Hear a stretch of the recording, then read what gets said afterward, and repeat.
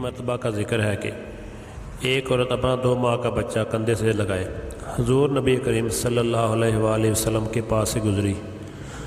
یہ عورت نبی کریم صلی اللہ علیہ وآلہ وسلم کو عذاب پہنچانے میں ہمیشہ پیش رہتی تھی۔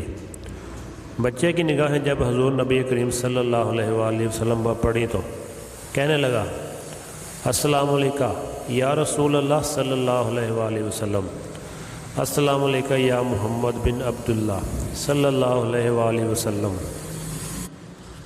حضور نبی کریم صلی اللہ علیہ وآلہ وسلم نے اس بچے کے سلام کا جواب دیا۔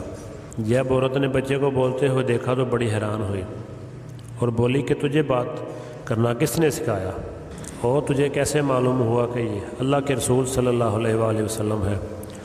بچے نے جواب دیا، یہ معرفت مجھے اللہ تعالیٰ نے عطا فرمائی ہے اور اللہ کے فرشتے حضرت جبرائیل علیہ السلام نے مجھے سب کچھ کہلوایا ہے۔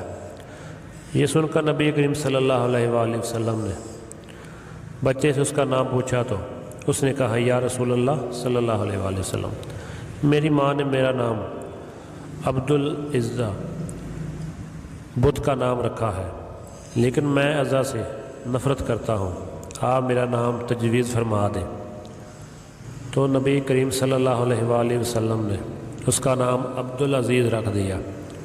بچے کی ماں نے جب یہ معجزہ اپنی گود میں دیکھا تو کہا، یا رسول اللہ صلی اللہ علیہ وآلہ وسلم، اس معجزے کے بعد آپ کی نبوت کے انکار کی کوئی گنجائش نہیں۔